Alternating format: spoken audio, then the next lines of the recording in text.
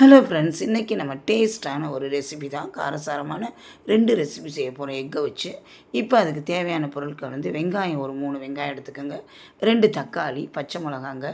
இப்போ முட்டையை நல்ல ஒரு இதில் ஃபீட் பண்ணி அடித்து இப்படி தோசையாட்ட ஊற்றி வச்சுக்கோங்க ரெடியாக தோசை தவாவில்.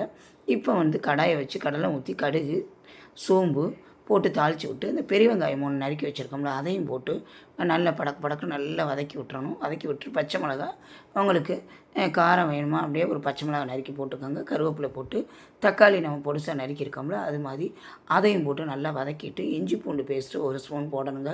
போட்டு அதையும் போட்டு நல்லா வதக்கிடணும். வதக்கிறதுல இதில் அவ்வளோ டேஸ்ட்டு கொடுக்குங்க. நம்ம சிக்கன், மட்டன் எல்லா தொக்கை விட அவ்வளவு தேவையானது இதுக்கு மல்லித்தூள், சிக்கன் மசாலா கொஞ்சம் தூள், அப்புறம் சில்லித்தூள், மஞ்சத்தூள் கொஞ்சம் கலருக்குங்க 4 பொடி போட்டு நல்லா வதக்குன்னு வதக்கிடுங்க. வதக்கிட்டு நல்லா கிரேவியாட்டம் வந்துடும். இது பேச்சுலராக இருக்கக்கூடிய பாய்ஸ் அண்டு கேர்ள்ஸ் எல்லாருமே டக்குன்னு பண்ணி நம்ம தோசைக்கோ, இட்லிக்கோ, சப்பாத்திக்கெல்லாம் சூப்பராக இருக்குங்க. சாதத்துக்கு, ஒயிட் ரைஸுக்கு, சைடிஷை வெரைட்டி ரைஸுக்கு எல்லாத்துக்குமே நல்லாயிருக்கும். உப்பு செக் பண்ணிவிட்டு நல்லா கிரேவியாட்டம் வந்தோன்னே நம்ம முட்டையாட்டை ஊற்றி வச்சுருக்கோம்ல முட்டை தோசையாட்டை கார முட்டை கிரேவிங்க இதுக்கு பேர். அவ்வளோ டேஸ்ட்டான அந்த முட்டை உடச்சி நல்லா தோசையாட்டை ஊட்டி அப்படியே கார சாரமாக நம்ம சாப்பிட்டனால கார முட்டை கிரேவி அடிச்சுக்கவே முடியாதுங்க. அப்படியே நாளையும் அப்படியே பெரட்டி விட்டு அப்படியே எடுக்கணும். இதில் கட் பண்ணால் அது ஒரு டேஸ்ட்டை கொடுக்கும். இது அப்படியே முழுசாக போட்டு அப்படியே பெரட்டி எடுத்தால் இந்த கார முட்டை கிரேவி அப்படியே சாதத்தில் ஒயிட் ரைஸில் வச்சு சாப்பிட்டோம்னா யம்மிங்க. கண்டிப்பாக 100% சொல்கிறேன், அடிச்சுக்கிற முடியாது. ரசத்துக்கு ரசம் கூட வச்சு அது சைடிஷாக தொக்கா போட்டுக்கலாம். அப்படியே சாதத்தில் அப்படியே கொஞ்சமாக சாப்பிட்றனால நம்ம அப்படியே லேசாக அப்படியே மேலே போட்டு பெரட்டி சாப்பிட்டோம்னா அப்படியே சொற்குலகமே அப்படியே தோற்று போயிருங்க. அவ்வளவு யம்மிங்க.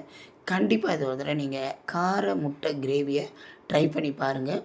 உடனே போங்க 3 வெங்காயத்தை எடுத்து 2 தக்காளி எடுத்து 1 பச்சை மிளகா, பாய்ஸாக இருந்தாலும் கேர்ள்ஸாக இருந்தாலும் பேச்சுலரு வயசானவங்களாம் கொஞ்சம் காரத்தை குறைச்சிக்கிட்டு இது மாதிரி டக்குன்னு பண்ணி குழம்பே வைக்காமல் இதை பண்ணி சாப்பிட்டோம்னா சைடிஷ் தேவையே இல்லைங்க. இதே சைடிஷ்ஷு அப்படியே ஒயிட் ரைஸில் போட்டு பெரட்டி அடித்தோம்னா சூப்பராக இருந்துச்சுங்க. அடுத்த ஒரு இப்போ கடாயை வச்சுட்டு நம்ம கடலை ஊற்றி நம்ம காளானை நல்லா வாஷ் பண்ணி வச்சுட்டு இது மாதிரி நல்லா இஞ்சி பூண்டு பேஸ்ட்டு போட்டு நல்லா வதக்கி விட்டுருங்கங்க.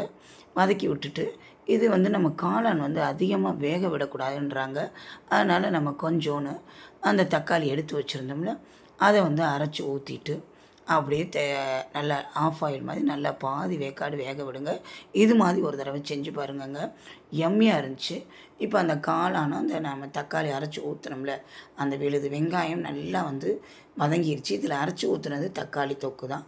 இப்போ சில்லித்தூள், கரம் மசாலா, அந்த கரம் மசாலையும் போட்டுட்டு சில்லித்தூள், அப்புறம் நம்ம காரத்துக்கு நம்ம பச்சை மிளகா போடுங்க, ஆனால் நான் போடலை. பட் சில்லித்தூளே கரெக்டாகிருச்சு. அதை நல்லா பெரட்டி விட்டுட்டு இந்த காளான் கிரேவி அவ்வளவு எம்மியாக இருந்துச்சு. நீங்கள் முந்திரி பருப்பு இருந்தால் கூட முந்திரி பருப்பை நல்லா ஊற போட்டுட்டு அரைச்சி அது 1 ஸ்பூன் கூட இதில் சேர்க்கலாங்க. கிரேவி இன்னும் திக்னஸ் கொடுக்கும். அவ்வளோ எம்மியான அடிச்சுக்கவே முடியாது அந்த கார முட்டை கிரேவியும். இதில் நம்ம லாஸ்ட்டாக தனியாக முட்டை நான் வேக வச்சுருக்கேன். வேக வச்சு அதை லைட்டாக எல்லோ ஷேடாக வர்ற மாதிரி நம்ம அந்த காரக்குடி ஸ்டைலில் இப்படி தான் போடுவாங்க. முட்டையில் அப்படியே லைட்டாக எண்ணெயில் அந்த மஞ்சத்தூளை போட்டு அந்த முட்டையை பரட்டி வச்சுட்டு அந்த காளான் கிரேவி ரெடி ஆகும். இந்த முட்டை தொக்கில் இந்த அவிச்ச முட்டையை போட்டு பரட்டி எடுத்து அப்படி இதையும் ஒரு சைடிஷும் தேவையில்லைங்க. அப்படியே முட்டையை பிச்சு அந்த காளானையும் போட்டு அப்படி சாப்பிட்டோம்னா யம்மிங்க. மட்டன் சிக்கனை விட தோற்றுரும். இதே மாதிரி நீங்கள் இதுக்கு தேவை சின்ன வெங்காயமோ அல்லது பெரிய வெங்காயமோ தான் தக்காளிங்க. இந்த கிரேவி ரெடி ஆயிடுச்சு. இதை நம்ம சப்பாத்திக்கு நம்ம வச்சு உள்ளுக்குள்ள அப்படியே போல் பண்ணி கொடுக்கலாம். சாதத்தில் மேலே போட்டு கொடுக்கலாம். இது கார முட்டை கிரேவி யம்மியாக இருந்துச்சு.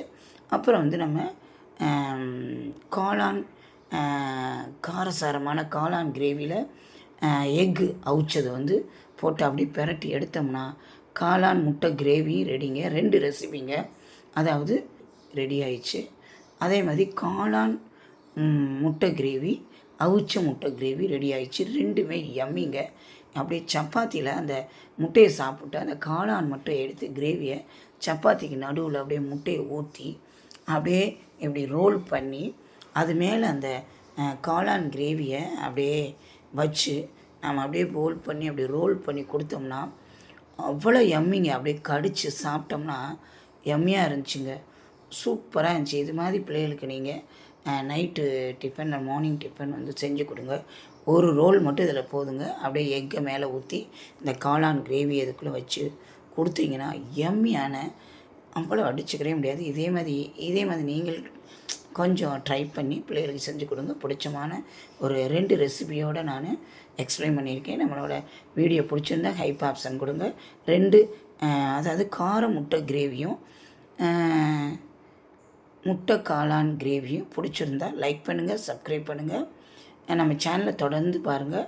சப்ஸ்கிரைப் பண்ண மறந்துடாதீங்க. பாருங்கள், யம்மியான அப்படியே காரசாரமான அந்த சப்பாத்தி ரோலில் வச்சு சூப்பராக இருக்குங்க. இது மாதிரி நீங்கள் ஒரு ட்ரை பண்ணுங்கள். இந்த பதிவு பிடிச்சிருந்தால் லைக் பண்ணுங்கள், கமெண்ட் பண்ணுங்கள், சப்ஸ்கிரைப் பண்ணுங்கள். நன்றி, வணக்கம்.